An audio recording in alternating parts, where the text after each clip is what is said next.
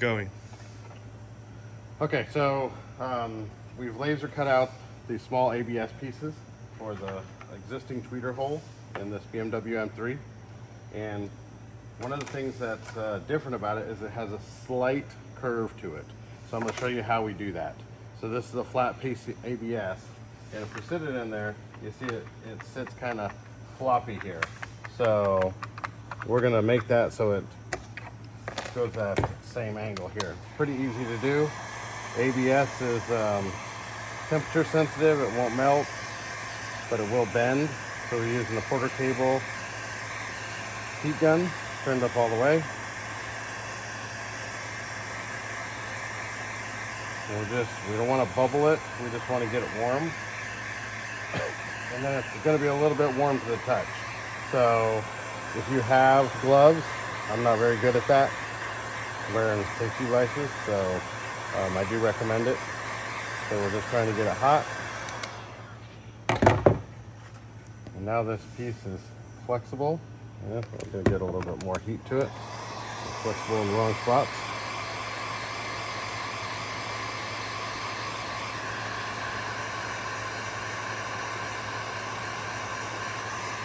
And this is just going to be the base for our tweeter. We're going to build up off of this, but we need a nice flat base that can be bolted through to the existing tweeter location. So we're going to take that. Now it's nice and flexible. We're going to push it in the holes, and we're going to form it to the hole. Okay? And then we're going to hold it down in all the spots. Again, all we're worried about is getting a base that we can bolt through. And this is going to make sure that we can use this tweeter again, this tweeter location, if it ever gets sold or wants to go back to original. Or we want to try a different tweeter in here at some point. This one's going to get an RS tweeter. It's pretty deep. Otherwise, we would have tried to fit it behind the factory grill.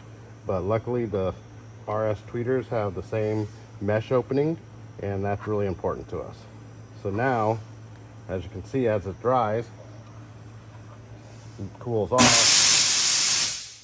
That's our water extractor on the laser. Now, we have just the slightest curve, and that's gonna be how you get that exact fit. Now we'll build off that because we need a nice flat surface for the tweeter as well. So we'll build off this probably with another piece of ABS, and we'll shave it. So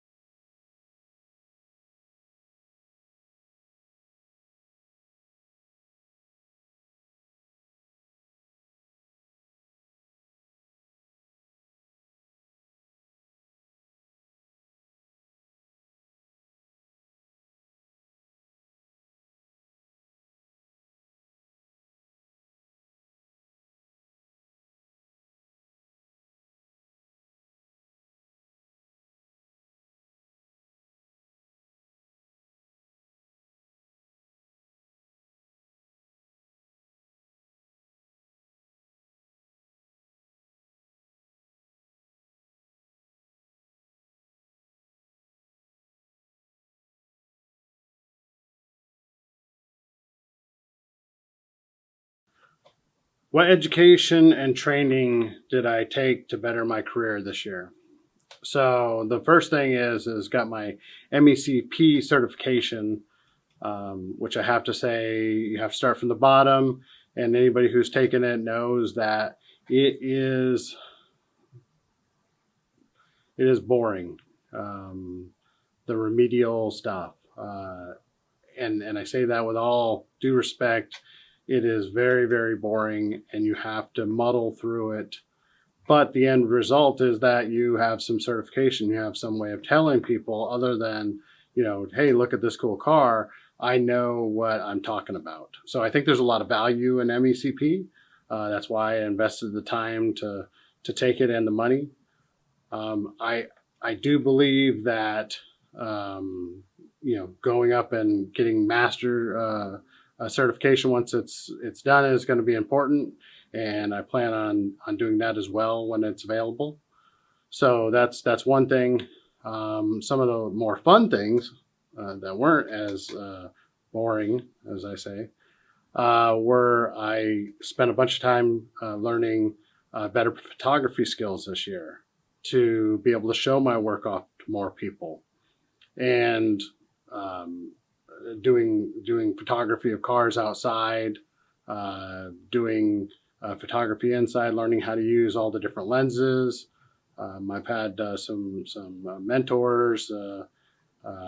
Dean's been great. Fernando's been great on tutoring me through that. Watching some of the other installers and their path with learning photography. Dave Cause is doing an awesome job. Some of his pictures are amazing.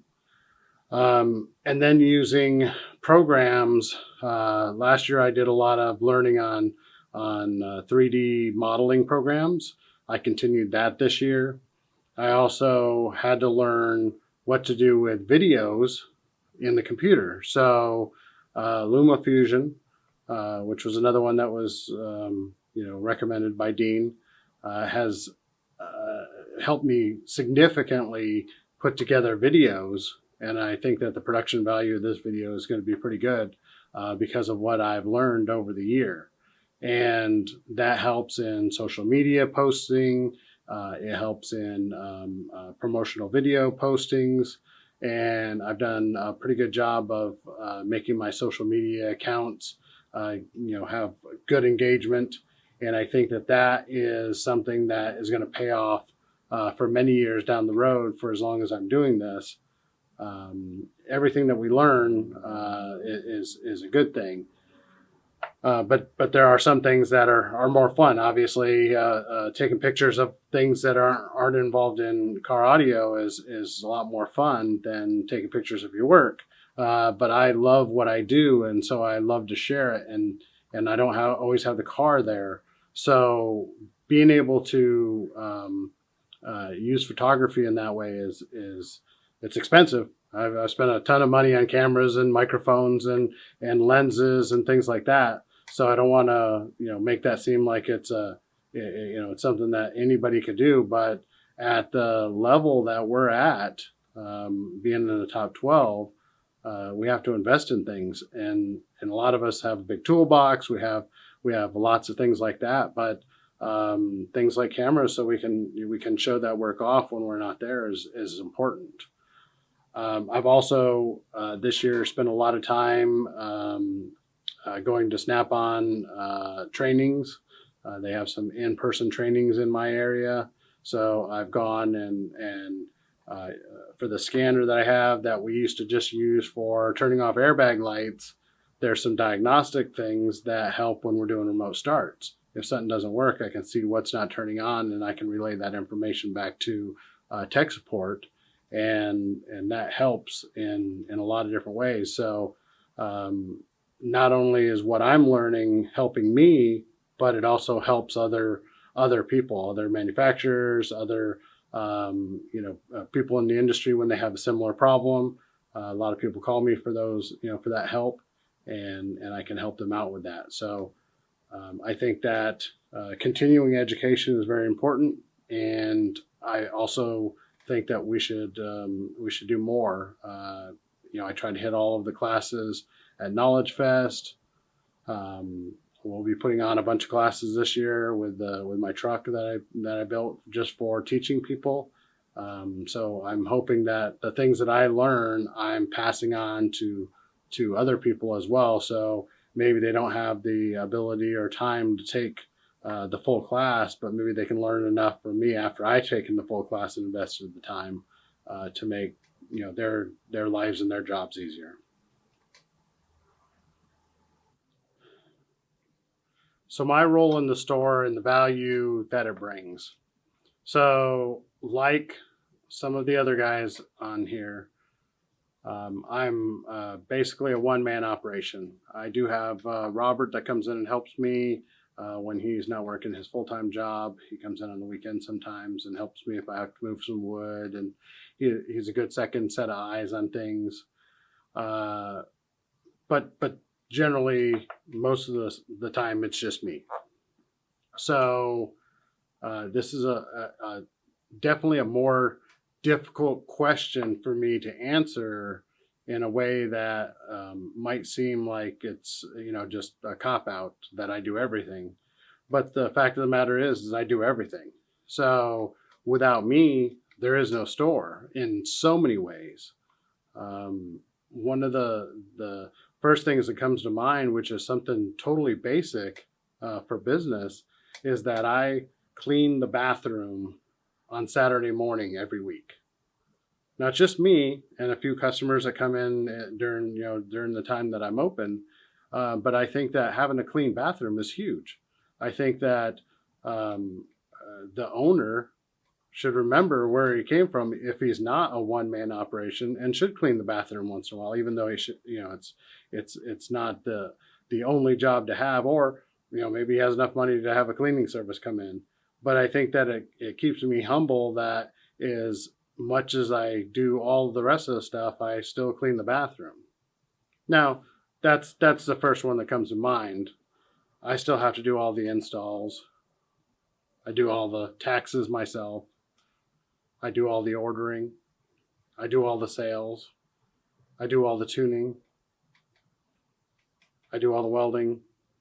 I do all of the things that come into play. So without me, there is no store in every way possible. And I think that anybody who's worked for a very small store, maybe one, two people, understand how much work that is. Not just in work, but it's just you have to think about every single part of the business.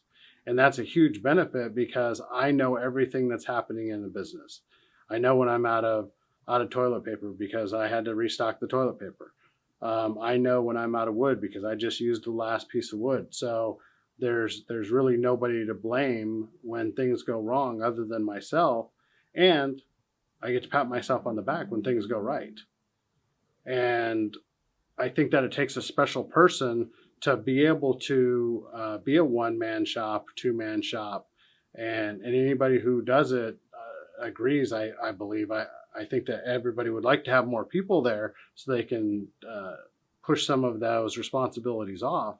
But I also think that when they do, they feel like they're missing out on something because they've done it for a while, and they know that there's a certain amount of pride when you do it all. So that is something where, like I said, it sounds like a cop out that I do everything, including cleaning the bathrooms, but really it's a huge thing. It's a huge responsibility. If there's not enough money at the end of the month to pay the bills, you can't say, well, I wonder if I can get more productivity out of Sam out in the install bay, or how come my salesman isn't doing enough? It is all on me. So I have to figure out how to make myself productive. Last year I said, hey, if the boss makes somebody mad, I'm going to be the one that's mad because there's anybody else around.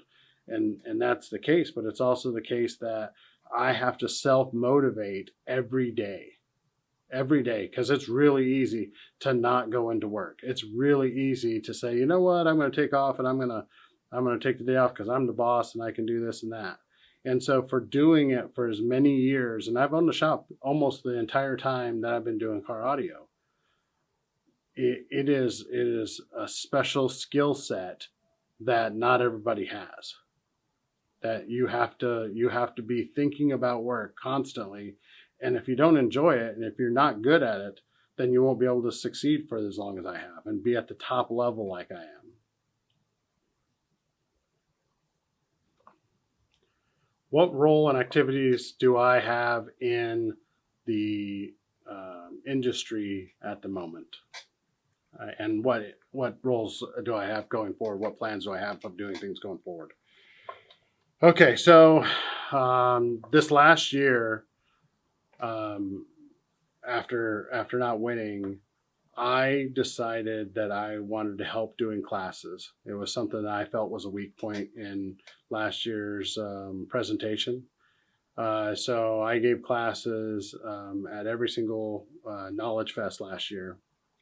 and going forward, I've built a truck, and as you saw in the rest of the video, I have a truck for training that I paid for completely by myself, to help everybody in the industry get better, because I believe that if we don't get better, we're not gonna be able to survive as an industry. So we all have to help each other.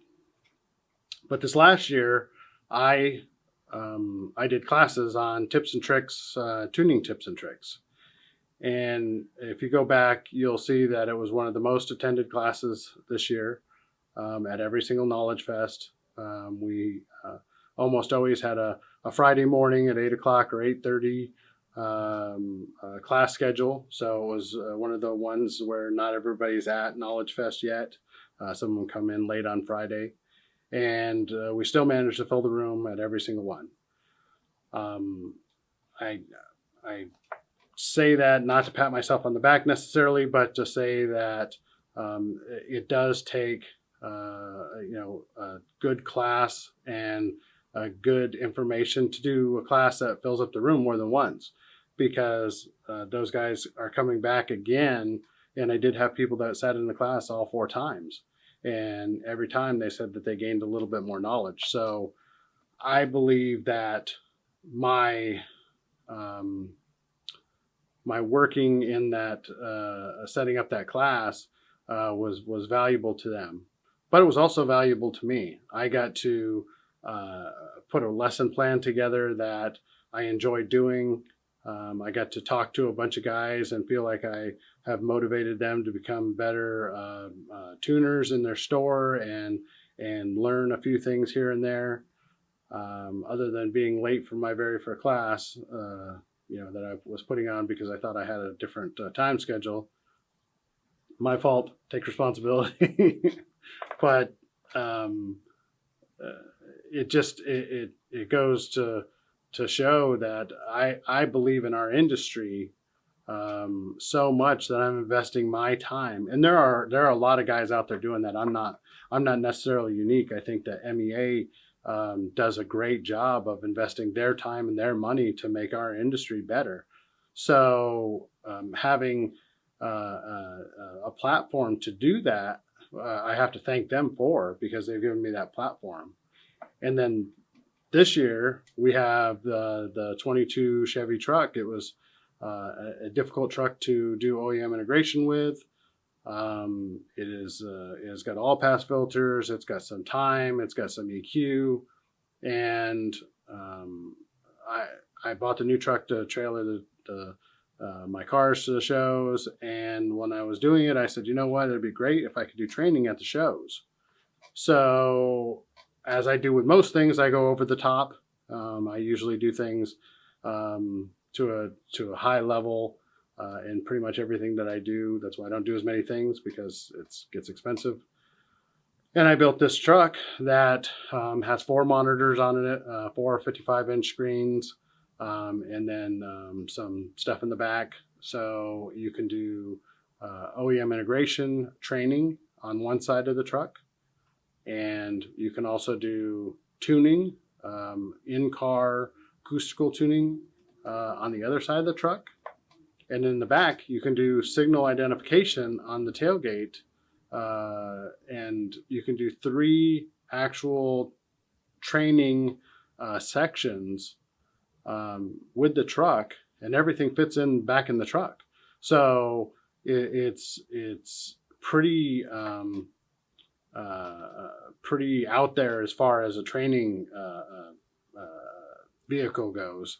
And I paid for it all myself. I won some TVs. Me and Robert won TVs. He donated his to the project, and we've been pretty lucky that we had a little extra time and built the brackets for the TVs. Everything bolts on.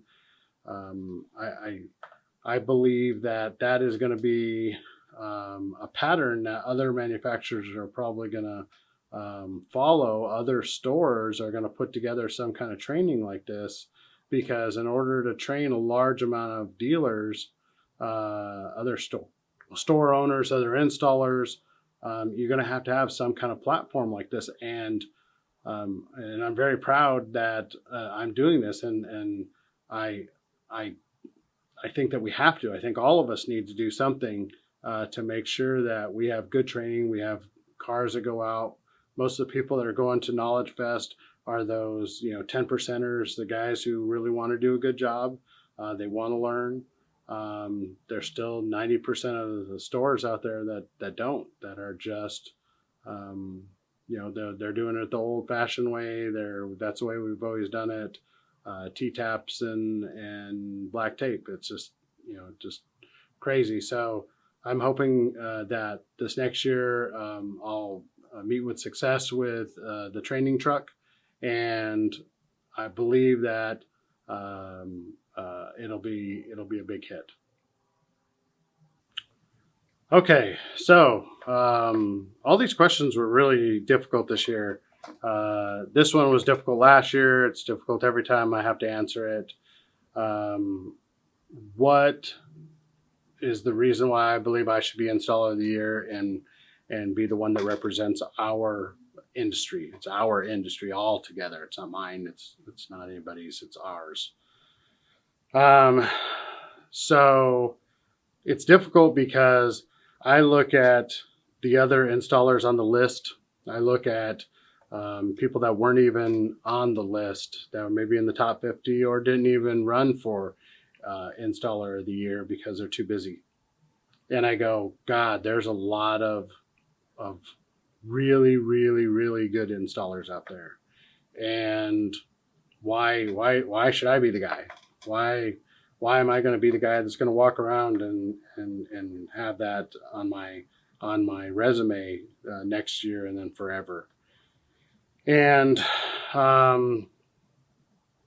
it's difficult. I think that anybody who says, "Oh, I should just get it," probably isn't the guy that we want to represent us. And that's what happens, is the person that wins has to represent all of us. So I believe for myself that I am uniquely qualified in that I'm a well-rounded installer.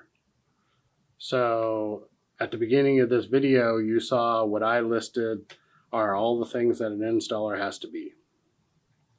He has to be a salesman. He has to be a welder. He has to be a woodworker. He has to be a tuner. He has to be a computer technician now. He has to be an automobile technician. Has to be an upholsterer, trimmer, and an artist. So there are really good artists in our group. There are really good woodworkers. There are really creative individuals on our list. But I think that nobody ticks off all of the boxes like I do. Everything that I do in those situations, I do at a high level. High level. Tuning, I've won every single car audio award there is to win, including being in the Hall of Fame. I've tuned, last year we had 5 cars that came out of my shop that won world championships.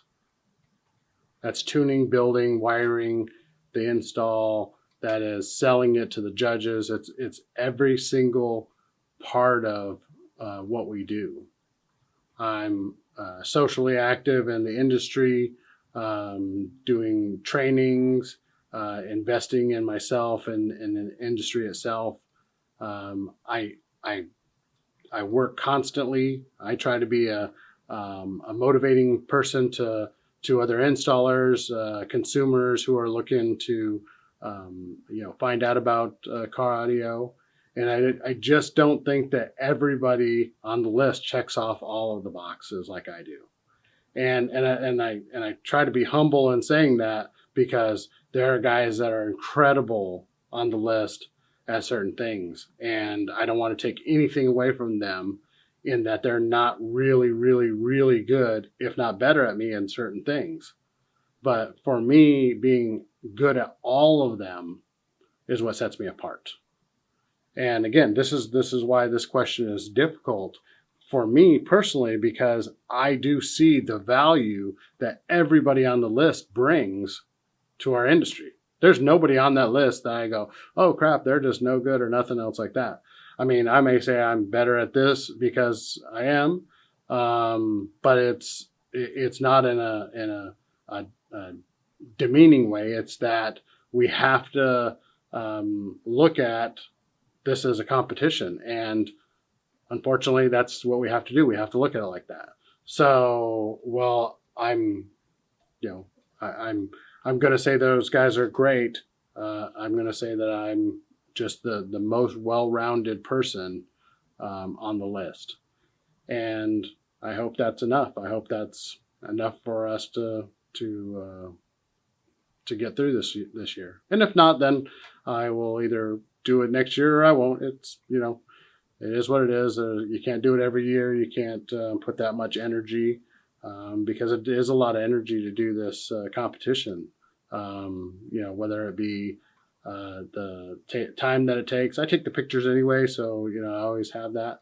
But the time to make the videos, the time to get the votes in the top 50 round, to get in the top 12, it's difficult. So I think that our peers are looking at this and hoping that we make the right decision and we have another good installer who represents all of us. And I want to be that person, and I believe I can.